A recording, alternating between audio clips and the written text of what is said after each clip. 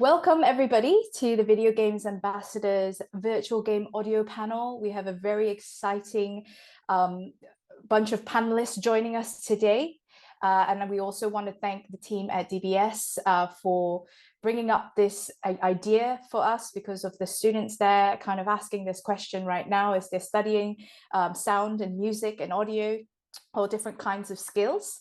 So I'd like to start today with just kind of roughly guiding you through what's going to happen in the next hour.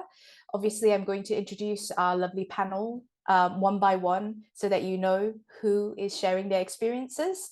I'm going to hand it over to them and ask them each a little bit about how their journey into games was and how they ended up in their particular role in game audio. And then we kind of move into discussion of what other paths might be. So obviously with three panelists, we're only covering a small number of experiences, and with lots of different trends coming in and the advancements of technology and the advancement of technology. We're probably seeing more and more different roles in the near future, or different ways of doing the same role. We'll talk a little bit about that. And then we welcome questions from the audience. Any burning questions you're having, maybe there are roles that you're curious about, but you want to know maybe more specifics of it. Hopefully the panels might know a thing or two, definitely more than I do. So very, very excited to hear from you all. If you have questions at all during the chat, you can put it in the chat. Sorry, during the conversation, you can put it in the chat, but we'll also give that chance at the end. With that said, I would love to quickly introduce, but then they will also talk a little bit more about themselves. So on the panel today, we have Sian Harris, who is a senior and lead sound designer at Fuse Games. She holds a first-class honors degree in music and sound technology. With over a decade of experience, she excels in audio direction, sound design, team management, coaching, and teaching. So lots and lots of experiences there to kind of share.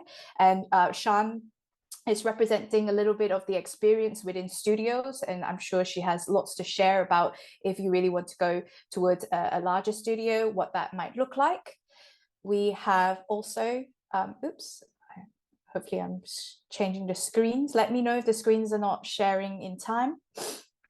We also have Asad, a game audio programmer who's currently serving as the CTO and the audio director at indie game studio Arrogant Pixel. He is an accomplished audio designer with a decade of experience in game creation, and he's also an educator. So I'm sure he has additional bits to add if you're actually maybe even looking at the route of teaching the skills that you have in game audio.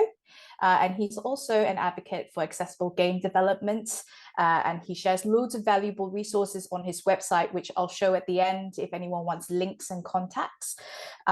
So again, here is a experience where it is talking a little bit more on the indie side of game audio. And last but not least, we have Gina. And I'm hoping I don't butcher the pronunciation of the last name, Lachlan. Do you want to correct me in case? It's Lachlan. Lachlan. Yeah. Thank you so much. So Gina Lachlan, who's an audio composer, and she is doing the freelance and contracting route. So if those of you who want to sort of be a little bit more entrepreneurial and set your own path, Gina will be talking a little bit more about that. Gina has degrees in music and composition for the screen, and she also has a decade of experience as a musician and a conductor. She specializes in dynamic music systems and recently composed for Mail Time and lots of other fun projects. She has, I think with being freelance, you work on quite a variety of projects. So she has some experience there in indie films, animation, and even Audible originals. So lots of different pathways here to talk about, but we'll get into the first part where we ask a little bit more about the panelists, and I'll go in around and ask. Let me just close this screen share so we can actually see the faces a little bit better. All right. Bear with. My computer is slightly Lagging? All right. It would be really great now that I've put the introductions out to hear a little bit about your own journey and how you would describe your role. So maybe we'll start with Sean. How would you describe what your role is, and then maybe share a little bit about the journey of your career into games? Yeah, sure. Hi everyone.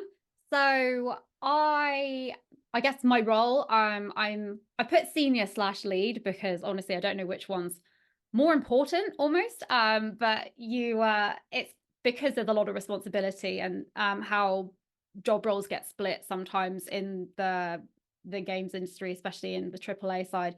You can kind of have people, because there's so many people making the game, you almost have to split job roles up. But yeah, so lead is kind of someone that will manage the project and yeah, manage people and make sure work's getting kind of dished out, as well as doing the work itself. Be going to meetings and sort of advocating for audio and making sure that you're staying aligned and the team's staying aligned. And then senior sound designer is slightly more craft focused, but it's something that I love doing. So you're kind of doing more setting direction and owning whole areas and training and teaching as yeah. So I guess that's a bit of what my job is, and then how I got there. Do you want the long version or the do you want me to keep it concise? Well, whichever you feel tells your story the best, Okay. really. Um, so how did I get it? I did a degree in music and sound technology at Portsmouth. On my second year, we had an opportunity to do a placement, between second and third year. So there were no placements. There were no junior roles, there were no placements, there was nothing available in when I started looking. This was in like 2012 or something like that. I think things are a little bit better now, but luckily there was a student run game developer and they were looking for an audio person, and I was the only person that applied, so I got the job. So that was quite lucky, but yeah, that was quite fortunate. I actually didn't think about games as a route. I thought I was going to do probably film or TV or something like that. So yeah, I was actually really lucky that came up because now I'm in games, and yeah, I wouldn't change it either, which is really great. But so I did that. Then I visited some game studio open days, and someone shared some advice saying it's really hard to get into the games industry. There's no junior jobs around, so sometimes a route in is going through QA or quality assurance, which is where you basically play the game and you test the game for bugs. So as soon as I got out of university, I found that there were no jobs anywhere, and there were no junior jobs. There was nothing, no studios were offering. So I jumped. Luckily, that I found a QA role at Criterion and EA, and I jumped on that. And actually, they gave me the job because they had no one that kind of specialized in audio, and they saw my degree. So yeah, that was again that worked out really good. From there, I specialized into audio QA. So I was checking the game for audio bugs and quality checking and working with the audio team. From there, yeah, I then moved I actually found a junior sound designer job after a couple of years at TT Games, which makes the Lego games. So, and then I spent a couple of years there. Then I moved back down to Guildford, where I joined Criterion for a second time as a sound designer. And yeah, that's when I worked on a load of games with dice and yeah, all the battlefields, other ones, Star Wars Battlefront, Need for Speed as well.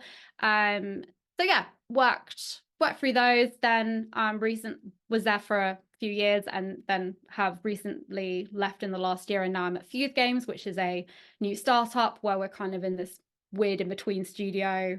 We're like a small studio, but we're still aiming for AAA quality. So yeah, that's my route in. It's kind of a bit all over the place, but yeah.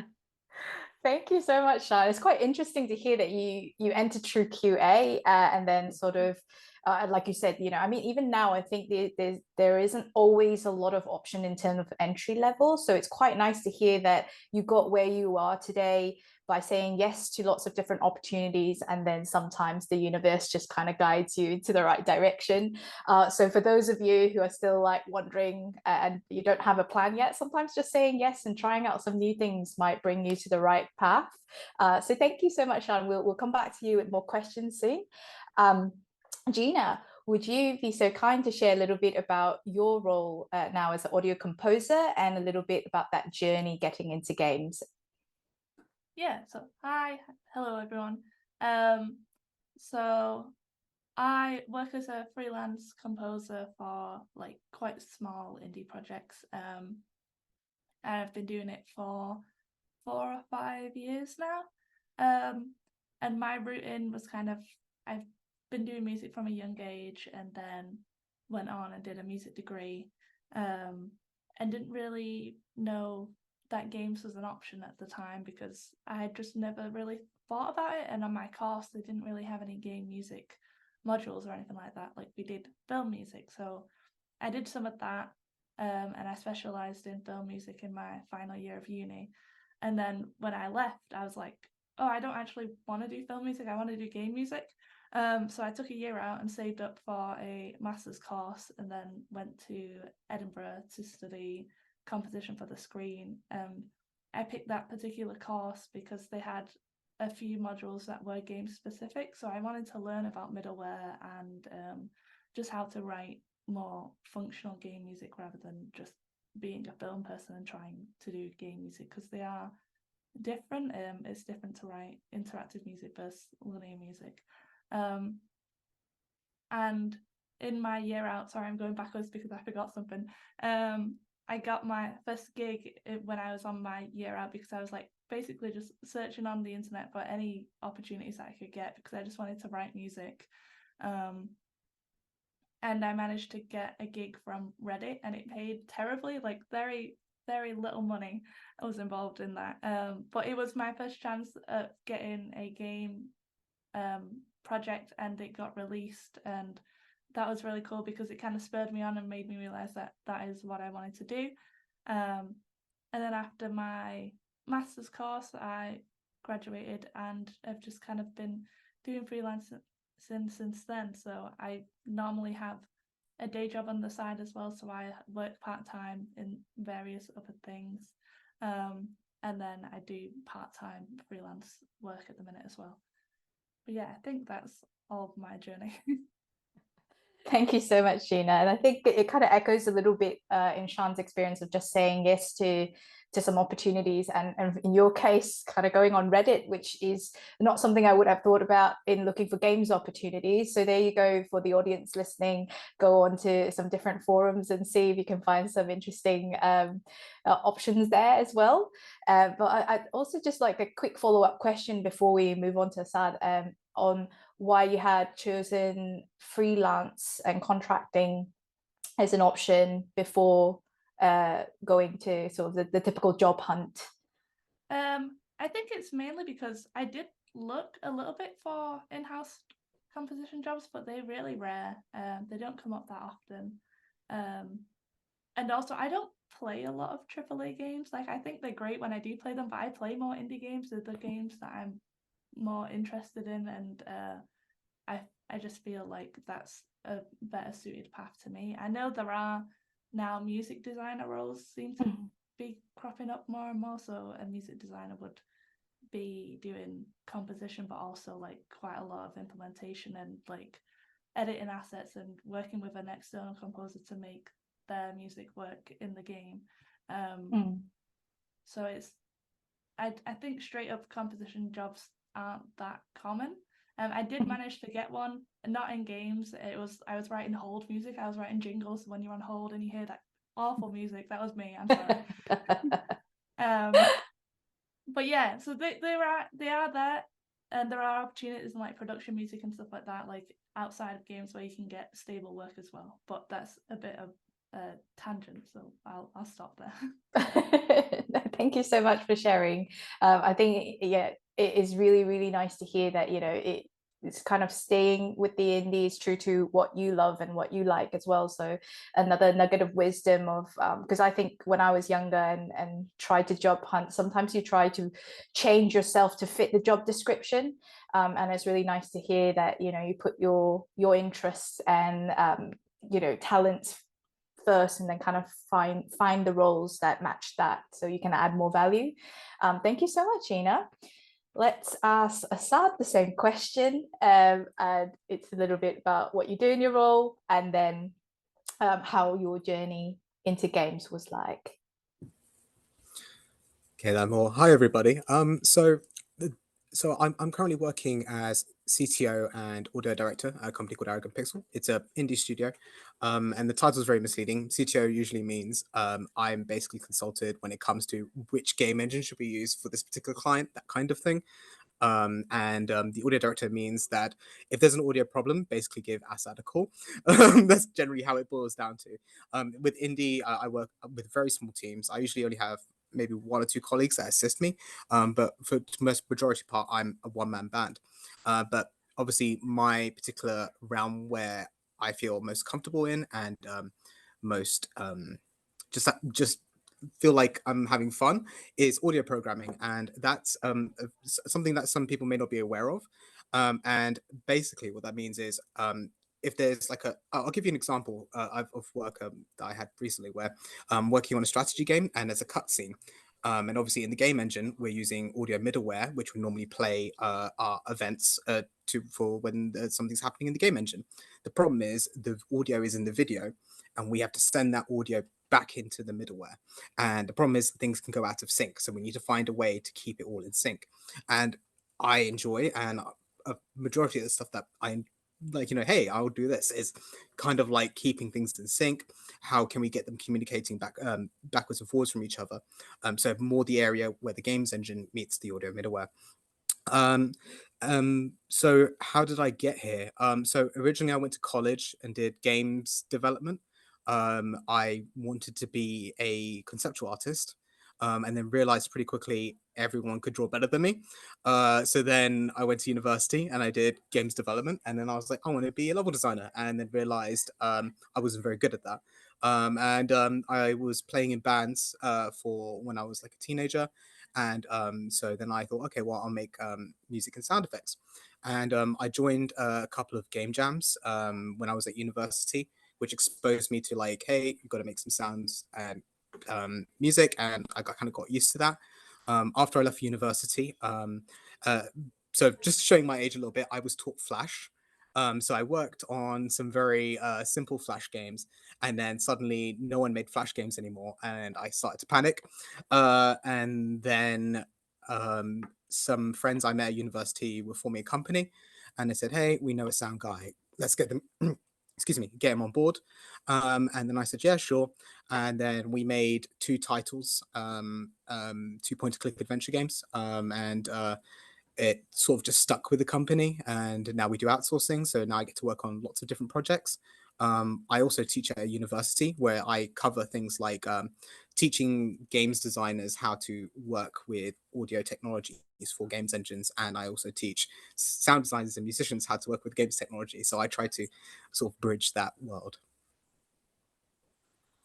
Fantastic. Thank you so much, Asad, for sharing that. And I think it's quite interesting that you started out in concept art. And I think this echoes a little bit and how you ended up in audio a little bit with what Gina said, and kind of knowing yourself when you're kind of crafting your career path and kind of, you know, putting your talents forwards and your interests forwards to kind of mold yourself into the right roles.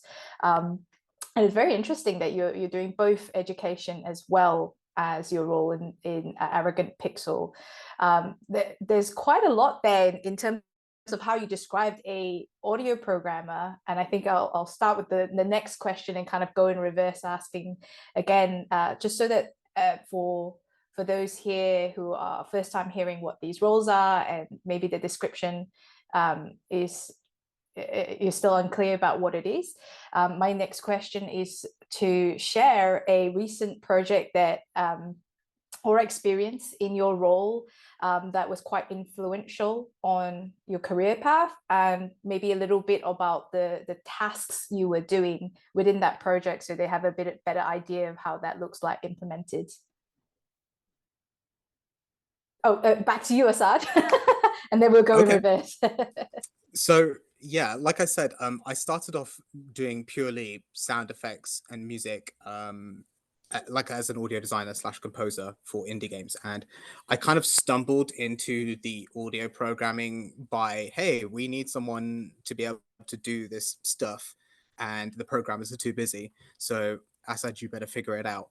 And with and there was a moment I remember where we were working on a networked game, and we had to figure out a way where one player can hear an announcer while the other player can't, and trying to send it so which kind of event should be played for the player, and trying to figure that out was so rewarding, like just putting the system together and, oh, it's working and everything, and I'm just like, this is amazing.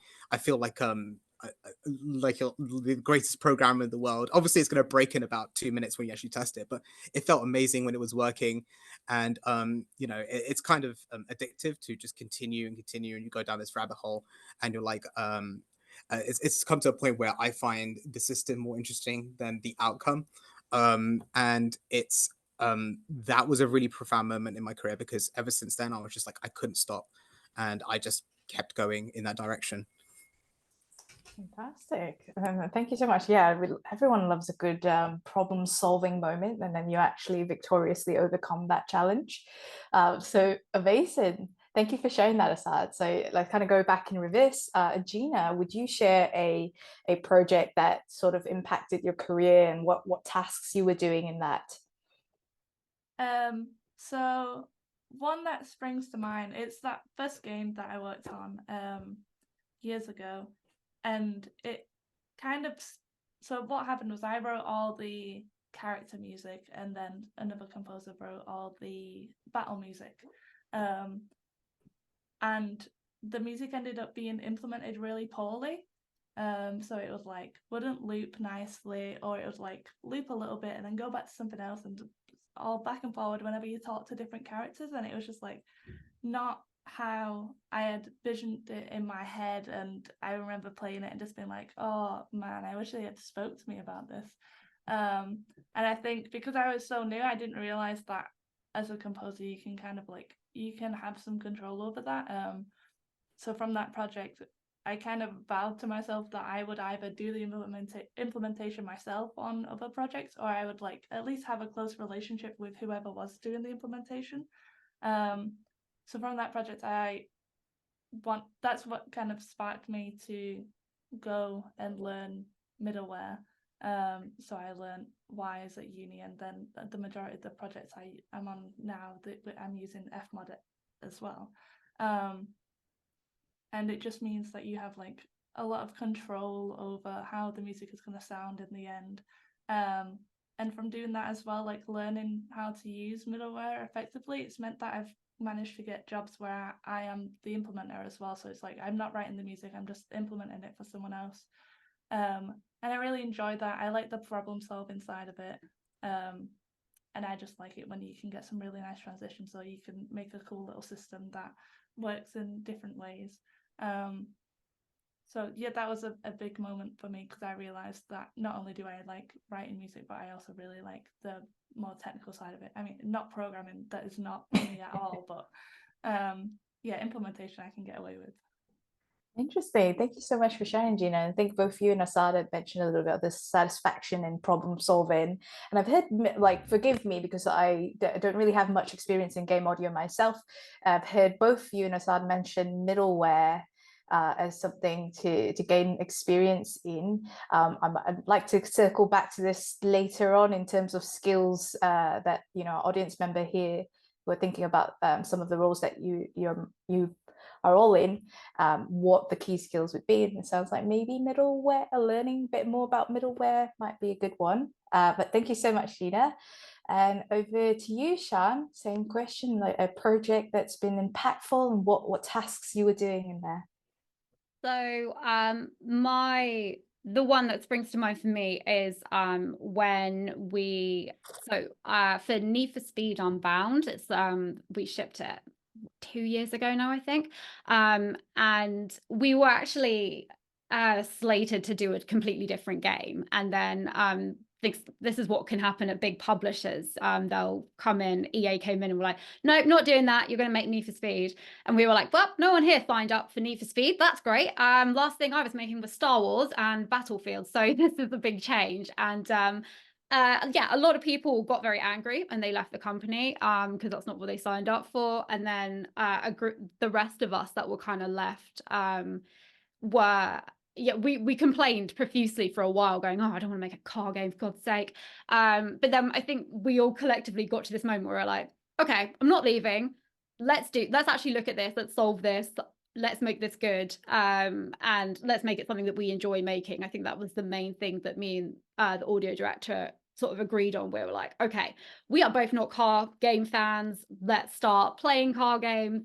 Quickly realized that one of the reasons I don't like car games is because a lot of them, not all of them, but previously, a lot of them don't sound great, and it's a big challenge to get right, especially if people are trying to simulate real life. It's really it's really difficult to get that feel back in game, because so much of being in a car is actually feeling the thing moving and feeling this combustion engine like literally exploding as you're going, and the vibrations. And it's like, well, how do I sell that? Also, how do I have this huge thing eating up my entire frequency range while you're trying to play and tell the player feedback, let them enjoy it, and also just not get massive ear fatigue? That was one of the me and one of the designers coined it Need for Speed shoulder, where when you were working on designing a car, you would just be like hunched over because you'd be listening to these tiny harmonics that would probably make no difference in the end, but you'd get really into listening to this type of sound.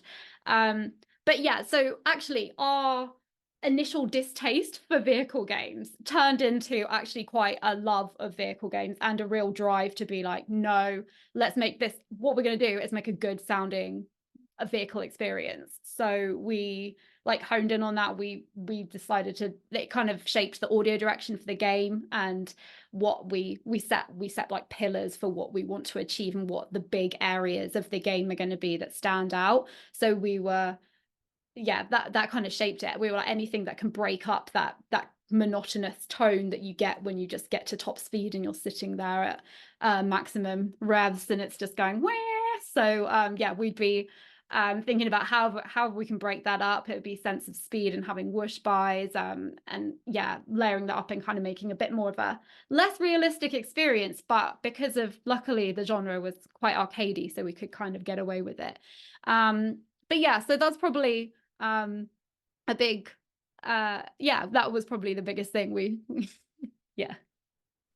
Amazing, thanks, Shan. Yeah, I can imagine that you would reach a certain point where you go a bit mad from hearing and trying to find like just the slightest changes in tones to reflect that feedback at the game, and how many hours you had to invest in that to get get the game deployed, which is, you know, wish you could see kind of behind the scenes of how that was done. But again, I think a reflection of all three of the panelists here, kind of problem solving and working together to create some awesome and fun sounds, is been a pivotal, like a moment in your career that you really, really enjoy. I think I'd like to kind of keep on going to ask, in terms of these roles and what I just mentioned with middleware, and then I think maybe Shan, you probably have experience with this as well. In terms of your role, what do you think the key skills and maybe even industry softwares or hardware to have a look at and explore for those that are early in their career search? And I'm going to you first, Shan, and then kind of reversing again. Yeah, so we've already mentioned Wise. That's a big one. A lot of people use it. It's yeah, and middleware that you kind of stick between the the game development tool you're using, so like Unity or Unreal, and yeah, that's how you kind of connect your events and hook up the sounds to the game, and it handles a lot of things for you for free that don't come in, especially things like Unity. It just doesn't give you the stuff you need, like setting up reverbs and various things like that, and it can allow you to manipulate your sounds over time and things like that. So yes, and also there's lots of free tutorials for it online. You can just download the whole thing and then just go to town with a project. But yeah, so I would recommend looking into Wise. I would also recommend Unreal, and the latest, if you get Unreal 5, they've got a thing called Meta Sounds, which is actually what we're looking at using at the moment for the project I'm starting up. So it's very similar to if you can't. It's almost similar if you look at MaxMSP or PD Extended, that kind of visual programming language. Meta sounds like a much prettier version of that you can connect events and hook it up. It's quite like technical, I guess. But yeah, if I come across a reel and I see someone's already looking into Meta Sounds and has experience of or it shows a demo of Wise hooking up to things, then I definitely find that interesting and see that as an advantage in the candidate that's sort of applied for the job. Are there any other skills that you think, if for someone who wants to be, even towards your leadership level, to practice at this point early on in their career? So honestly, I would say if you want to learn programming, that's definitely a big one, because I know that's really useful. Everywhere is looking for engineers. Like, I'm looking at Assad right now and I'm just like, oh, I wonder if he's looking for a job, because we have an engineer role. So I'm like, I'm very interested, because it's really difficult to find people that have that technical knowledge and that and the sort of implementation side experience, especially programming. They're really, really rare. So that is another advantage, but it is quite a sidestep to go, especially if you're more creatively focused. That's kind of me. And I obviously do implementation and things like that, so I can use it, but there's like another step up that is extremely technical that you need to build huge systems. Like are the various things that I've made in previous games, they end up being absolutely huge systems, and they need to be maintained by people that are a lot more skilled in how game engines work and things like that than me. Was that more of an answer, or do you want more like leadership, people skills focused answer? No, I think that was a brilliant answer, and for especially those that are like maybe thinking about what they should specialize in, because a lot of the audience members here are still students or early career seekers. I think knowing that there is not as many talented people on the technical side of sound is actually quite a nice insight to know. So those of you who already are talented and inclined towards the technical side of sounds, looks like maybe Fuse Games are on the lookout for that. Thank you so much, Shan. And Gina, in terms of audio composing and your experience, what do you think the skills and also tools should be that the audience should look at? So I think a lot of getting freelance gigs is you have to be half decent at writing music, but you don't have to be like the best in the world. I think it's more important that you are like easy to work with, and you're reliable, and you're friendly, and people like working with you. Like, a lot of the jobs that I've got is just from people recommended me to other people, or going to an event and meeting someone and we kind of click, and then from there later on they're looking for some music and they come to me because we had a nice time when we like chatted at an event or something like that. So obviously you have to be writing music when you can, and you don't have to use a specific DAW. Use whatever works for you. It really doesn't matter most of the time.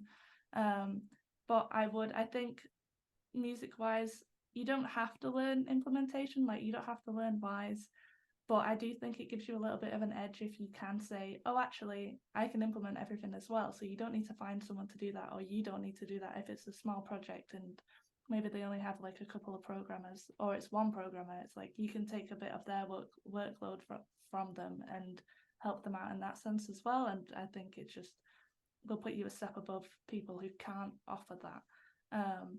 I do think on smaller projects, you're probably going to use Fmod as well. Like that's a really popular middleware, and it's very similar to Wise. A lot of the same functionality, it's just laid out a little bit differently. And again, there's loads of tutorials online, and I would also look into Unity as well as Unreal, because it depends what kind of games they're making, but I think little platformers and stuff like that are probably going to be in Unreal, or maybe you can even stretch out to Godot if you're feeling very adventurous, but I haven't done that yet because none of my projects have needed it. But I think just dipping your toes into lots of different ones, so that when people say, oh, we're working on this game using this engine with this middleware, you're not going to freak out. Or you can freak out a little bit and then be like, oh, actually, I know the basics, so it'll be fine. And then you can just roll with it. Awesome. Thank you so much, Gina. Yeah, and I completely agree with part of it is also to make sure that your soft skills and working with people, then game development is always, even if you're indie and freelance, you'll always have to work with people, being an efficient communicator and being able to network and make new connections and problem solve together is so important. So, for those of you who are still new to working with others, sign up for some game jams, do some extracurricular at your uni, and add some bulk to that portfolio, and go out to lots of events. So those of you going to be at WASD, or WASAD as some people call it, definitely head out there. You'll probably see me and a lot of them. And for those of you who joined a little later, all of our panelists are video games ambassadors, and they're usually tagging along to events like this to say hello and meet people in person. Thank you so much, Gina. Over to you, Asad, on tools and skills that you would like to recommend. Okay, so I would just want to reiterate what the other panelists have been saying. Middleware is very important. It's incredibly important. It gives you a massive edge over other people, especially if you're going to be applying for jobs. When it comes to specifically what I do, games engines are also important. And often I'll hear this question is, should I learn Unity or Wise, or should I learn, Unity and Unreal and then Wise and Fmod? They're all very similar and they all have the same fundamental concepts. I would say you probably will see Unity more in indie development and Fmod as well. But I think that's changing a little bit recently. And I've seen, obviously, you will see a lot more Wise and Unreal in AAA. But they all have the fundamental similarities. One thing that I would suggest is learn programming. I would recommend starting with C# in Unity. It's a lot easier to get your head around than, for example, C++ and Unreal. And if you learn one, you learn the principles of programming, and it's always very easy to transfer that to another language. And often, especially in what I do, you would have to pick up something in a completely different language, like for example, making a tool in Lua for Reaper, for example, and that will be a completely different language you've probably never seen in your life, and it's about transferring those concepts. And with that in mind, I would also suggest doing things like making a network game to understand how networking works. Maybe making a small application which you put one file in and the file does something and it spits out the other end, and just learning these little things which then you can apply to other things. So I would recommend learning programming, learning any software that you can, and learning that specific software good, and then transferring those skills. Fantastic. Thank you, Asad. That was very, very, very specific and prompt. I love it. Well, I want to make sure there's time for questions, so I'm going to try and add this final question, which is quite a big one, I think, in terms of the industry changes, because with anything tech, it just goes really, really quick, and I think quite a lot of people probably have AI on their mind, maybe other bits in audio, in the audio realm that's a bit more specific. But what do you think, in terms of your experience so far, the trends might be going? And following from that, any advice for the young people that are just starting their career journeys? To you, Asad, yes. So regarding AI, Oh no, just any trends that you think in the games audio sphere that you'd like to highlight. that's a We can really always come back to you. I believe Gina did mention seeing music designer roles more often. I've been seeing that a lot more. I've seen a lot more audio programmer roles as well. Um, and the thing is, the roles are usually they ask for something very specific. So, for example, one role may ask for something like additional signaling process, or you must have experience doing something very specific in Wise or Fmod. I would recommend just going on LinkedIn and just looking at the roles that you want and writing down all the key skills. And because that can change. There'll be 1 year where everyone wants one thing, and then the next year everyone wants another thing.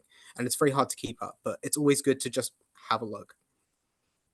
Brilliant. Any other advice before we move on to the next panelist? Oh, no. Nope. Okay, great. Thank you so much, Asad. And Gina, yourself, any industry trends that you'd like to kind of highlight, and also advice for young people entering? I'm not sure about industry trends, honestly, but I do think there's still a huge amount of people who will do game jams every year. So loads of people who are experienced or not experienced will do Global Game Jam every year and tune into other big game jams as well. And I think it's still a really valid way to beef up your portfolio a little bit. It's like, if you don't have a lot on there, go do a couple of game jams. It's like you've got some downtime, or you've done a reel but you feel like you don't have a lot of gameplay stuff on it. A lot of it's linear redesigns or something like that. Finding a team and doing a game jam is like a really great way to still meet new people who are trying to get into the industry. It's a great way to like advance your skills, and if they're happening in person as well, it means you can meet local people who are also looking for jobs probably, and you can like job hunt together. You can make little projects together in your spare time. So I think it's not really a trend, but I think it's a thing that will continue to be popular in the industry for a long time. So I would say carry on doing game jams, or start them if you aren't doing them already. Amazing. Thank you, Gina. Yeah, having a lovely portfolio that presents your skills is such a big thing in the industry, whether audio or other disciplines within games. So definitely take that advice and go beef up your portfolio. Thank you so much, Gina. And Sean, same question to you. Yes, so I'm literally hiring for a sound designer role at the moment. So the things that I want to see, and or what I'm not seeing, which is so yeah, having a really strong show reel, and that's of linear design with like I think there's two parts that that would really make me go, okay, like this person's getting an interview. So there's a linear design section, and it doesn't have to be long, it just has to be enough that showcases that person's their skills and their ability to do good sound design. And I'm looking for like clarity of mix, I'm looking for yeah, how they compose the whole thing together with this is for sound design, I guess I'm specifically talking about.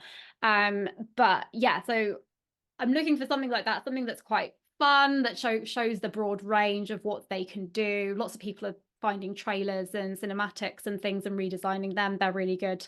They're really good ways of showcasing big flashy fun sequences, because that's always the best bit for sound design, to get in there and have some fun with it. But yeah, it can be 30 seconds, but if it's good sound design and it's got a good mix, then that's kind of all you need. Put your best work first, put the best bit at the beginning, because within 5 seconds, sometimes you can tell if it's a good reel or not a good reel. So yeah, put that first and just be like, okay, I'm going to give you one link. Look at this. This is my work. Here I am. I also have been, for some reels that maybe aren't as strong, if they have a more technical based one, so they're going, here's a short video of how I've designed a sound, I've put it in Wise, I've hooked it up into Unity or Unreal, something like that, or I'm looking at meta sounds, things like that, I'd go, okay, this person's like done their research, they're serious, and their reel was, I mean, if the reel's really bad, then you're probably not going to get past it. But if you've got kind of a bit of both of those are two levels of advantage that will kind of get you over the gap into, yes, I want to speak to this person for an interview. So yeah, having a good reel, and yeah, when you're applying for a job, I guess that is, so you can just put it out there. There's websites like Air Wiggles that run kind of competitions and things like that.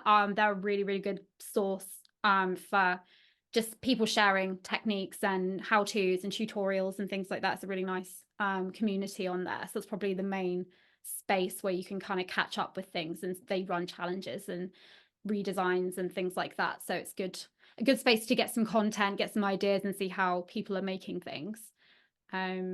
Yeah, and also kind of just posting on social media, having a YouTube, even TikToks. Like, I'm surprised that people should be making mini TikToks really of like how to do sound design in a minute. I think that's probably something that more people should tap into, because if you had a regular channel with content like that popping up, more people would be inclined to watch it and learn from it and kind of see you out there, kind of putting yourself out there.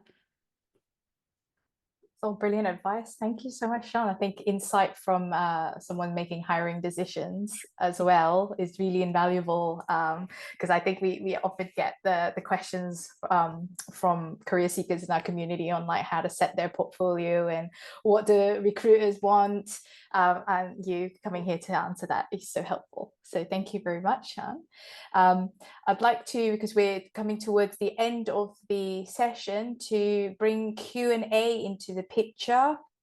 And this, any questions that you have, feel welcome to use the hand raise function to voice out your questions, or to put it in the chat as well if you're a little bit more camera shy or voice shy, and I can also read it out for you if you like. I see a question already in the chat from Wig Grant, and feel free to, any of the panelists to answer this.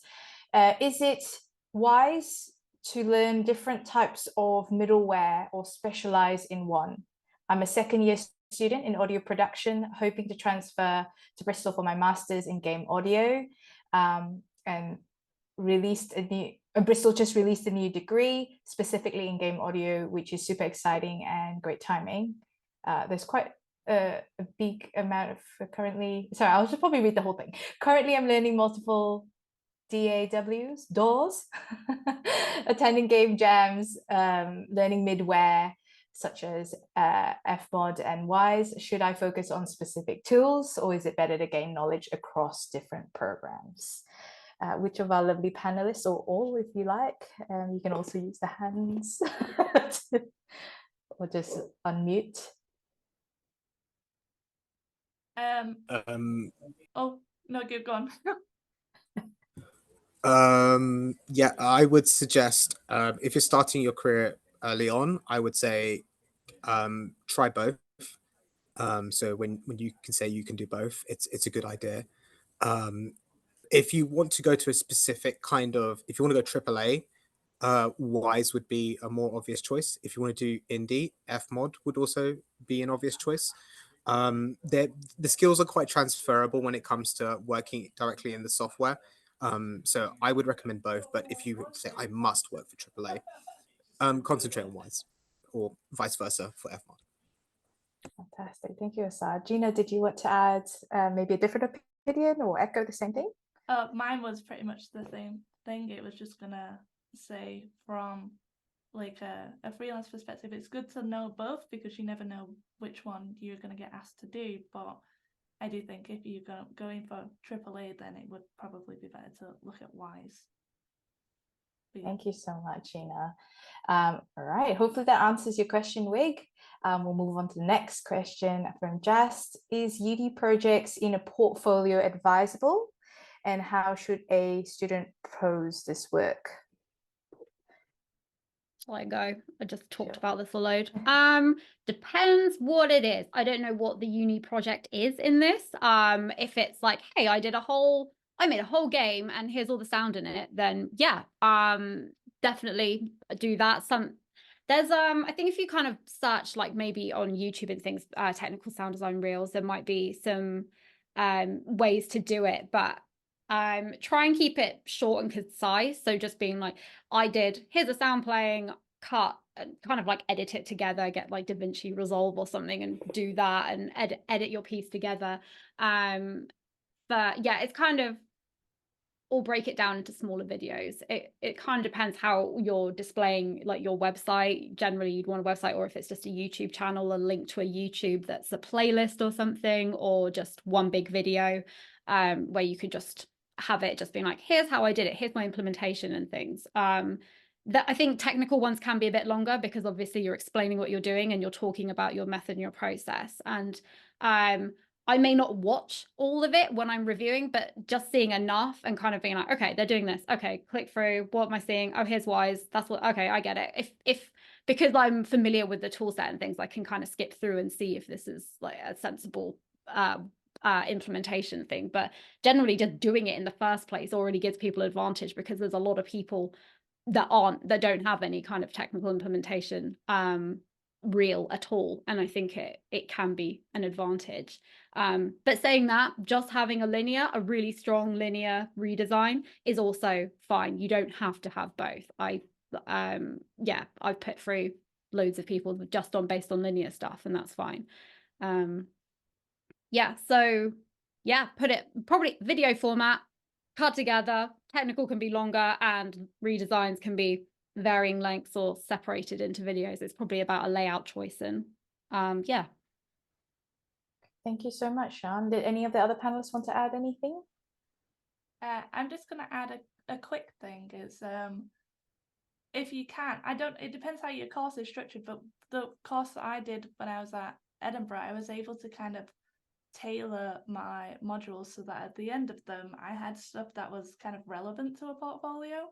So if you can, like, try and choose your project so that it is all like games focused or something like that. Like my final project, I made a mobile app and I had that on my portfolio and stuff like that. So just if you are studying, focus on games and think, rather than thinking about your grades, just think, oh, would this be good on a portfolio? Am I proud enough to put this on a portfolio? And kind of ignore your grades, sorry. Just focus on your portfolio. That's what I would do. Thank you so much, Gina and Shan. I think that, yeah, like you said, the relevancy is so important, because I've actually seen portfolios where just because they're young students and they don't have as much projects yet, they've added essays from uni that that is talking about them criticizing or critiquing, sorry, not criticizing, critiquing other people, like sound projects, and what they might have done if it were them. And I don't think that's always appropriate. So make sure you pick wisely. Try to find a mentor as well, someone experienced, to maybe comment before you send it over to any employers. Hopefully that answers the question. We'll keep on moving so that we can finish the last few and wrap up. We have a question from Toffer. Hopefully I pronounce some of these names correctly. My background is in music production and sound design for film and video. I'm just starting to explore the game side. What are some resources in addition to Airwiggles for finding video content to use for a reel? Are there any video libraries out there that I could utilize? Any? I don't know that. No, not from the top of my head. I don't actually know. Honestly, I'd be like, play video games. That's kind of where a lot of people come in with stuff. Maybe the other panelists actually know of some resources, but generally it's like find look, but it's kind of, I would search around and see what other people are doing. Look on Twitter was a big community. There would always be like a trend for things. I like that, and then a lot of people almost jump on that trend. Like there was a thing from if you've watched Arcane on Netflix, there was a whole thing with the electricity sequence where every sound designer online redid that sequence because it was like, look, I can do electricity. So it does kind of, there are kind of trends that you can follow. So Twitter was a place. If you see a cool sequence in an anime, film, like a game, from somewhere that you like, and then yeah, if it feels inspiring and you're like, I want to figure out how they did this, I might just go and figure that out, then that's always a good source, I guess, to go from your experience. But then on the other side of that, I'd say just be careful with redesigning content that's like really iconic or already award-winning sound, like winning good sounds. I've seen a lot of people do redesigns of things like God of War, for example, and like if they nail it, it's great. If you think you can nail it, go for it, because sometimes it's great and it sounds good and it's an interest and it shows how good you are at something. But a lot of the time it kind of falls flat because your bar is already set so high. When you see that visual, you're like, this is going to sound awesome, and then if it doesn't quite even meet it just enough, you'll be like, that's kind of let me down a bit. So just be careful with stuff that's already amazing or kind of already really out there. Yeah. Perfect. Thank you, Sean. And hopefully, Toffa, that answers your question. Sounds like there's a little bit of gap there. So anyone willing to start a library, a new trend, especially now that Twitter is not as prominent there's a project for you to add to your portfolio. Let's keep going to the next question. Ari. Ari here from Argentina. Do you think it's very important to have a university degree related to game audio to be able to work in the industry? Oh, that's quite a good one. Any of the panelists want to comment? I don't know if it's necessarily vital, but I learn best by having a teacher. So that's why I went to uni and did my master's as well, because I knew I wouldn't teach myself properly at home. I wouldn't put the work in. I work well when I have a deadline. I have someone peering over my shoulder and be like, oh, what are you doing? It's like, otherwise I'm just going to slack off a little bit. And also there are loads of resources out there, but it depends how in depth you want to go. Like, you're not going to have one-on-one contact with an expert necessarily if you're trying to teach yourself, unless you make connections and you can like talk to people about it and you can find someone who is willing to kind of mentor you like that. But yeah, it depends how you learn. I think it's just, that's why I went back, because I wanted to learn specific stuff and I knew I probably would struggle to do it on my own. Thank you, Gina. Any other comments? Yeah, I can go. It's a shame. It's almost like yes and no. It's yes. The answer is probably yes, because you want that advantage. If you're applying for a role, I guess I'm coming at it from my perspective in a AAA space where we're hiring and we have a lot of applicants and things like that. So what you want is to be able to get past the recruiter or that kind of the HR person, whoever's looking at the reels, and usually there'll be a set of requirements, and that probably will be, have they got a degree? Because depending on the role and what it is, if you don't have experience, at least you can say, well, I've studied this, I've dedicated time to it, and here's my reel. You almost want to get that over that step so you can actually get to the sound team so they can go and review your reel and go yes, no, yes, no. So it's a shame, because honestly, no, I don't think you do need a degree, really. I think a lot of stuff you could go and learn, you can learn online. And I think that the quality of degrees is getting better though. Sorry, I feel a bit bad. The course lecturer is like literally sitting here and I'm like, you don't need it. But I think it varies. I think there's some courses that are brilliant and they actually do produce really good sound designers. And then there's other courses that don't really teach the skills you need for game audio. Depends if you want a broad, what am I doing? I don't know what to do. I know it's just got to be something in sound, it's got to be music. Then that's a good way of just kind of finding where you sit. But if you're just, I don't know, if you're born, I have to be a sound designer, then almost if you know and you go, like, there's loads of stuff online and on YouTube. And that's also a lot how I learned, because my course didn't specialize in sound design and I learned everything kind of on the job, but and through YouTube and my peers and things like that. So it's yes and no. I wish it wasn't, but also, yeah, you probably do if you're wanting to be in AAA. Thank you so much for sharing, both Sean and Gina. Being aware of the time, I'm going to keep moving so we can finish up the last two questions and then wrap up. So the second last question from Charlotte. Are there any other specific networking events or groups to suggest, as well as the game jams or WAS? I definitely recommend WAS, but if there's other events and game jams you'd like to point out. I would highly recommend Develop. That if you're based in the UK, in Brighton, it's a great place to meet other people in the industry. There are a few other events. It's weird because I've been to a lot of consumer facing events, like for example Rapture, and I've had a great experience meeting people who um, also are game developers, but it's a consumer facing one, and it's quite a different experience. So I would say it's regional ones are great as well.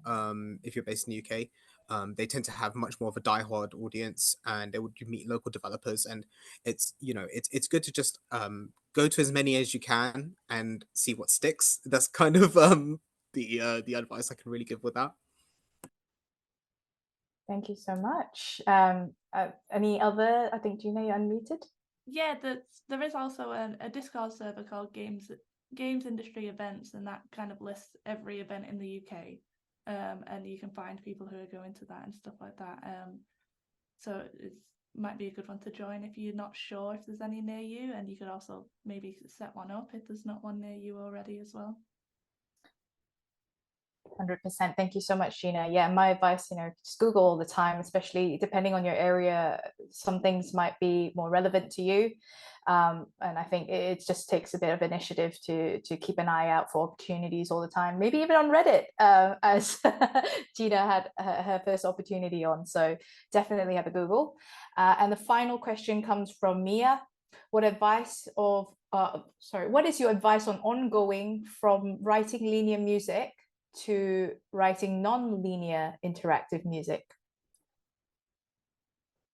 Any of our panelists is able to comment on that? I think a starting point would be if you're doing get a gameplay clip and you can write it linearly. If you're not wanting linearly, is that a word? You could write it just to the video, and then if you're thinking about how you would split it up and maybe have different layers come in or have different sections for, say, if you're doing a fight clip or something like that as it progresses, so you don't have to necessarily worry about the implementing it and learning middleware straight away. You can just start thinking about, how would I structure this if I had to do that, because then it takes a little bit of the pressure off, and you get a chance to kind of have a play around with it. And I think I did a lot of my first non-linear music was I made my own little really horrendous looking games in Unity. They were basically just white boxes and little blobs of color popping up, and you would run into them and stuff like that. But just, it doesn't have to look pretty, but just having something that really basic where you can experiment with writing something a little bit different. I think that would be how I would approach it. I hope that helps. I think so. Hopefully that answers your question, Mia. Thank you so much, Gina. And again, for the sake of time, let us start wrapping up. I've lost my screen. There it is.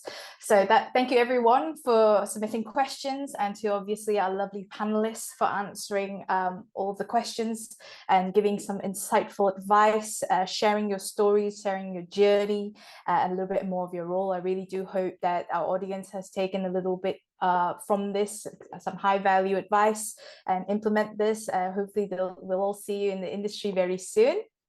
I'm going to quickly share Asad and Gina's website, which I knew of. And so sorry, Sean, I should have asked you for your website, or if there's any web presence you'd like the audience to be aware of. Now's your chance as well. I actually don't have a website. I've got a YouTube, and I've got LinkedIn. You can find me on LinkedIn, find me on Twitter.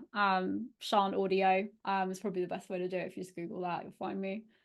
Perfect. So those of you who want to find Shan Audio on YouTube, LinkedIn, and also Asad, who has lots of lovely resources on his website. The website is on there, and Gina as well, if you want to have a look at her portfolio and take some inspiration if you're going freelance.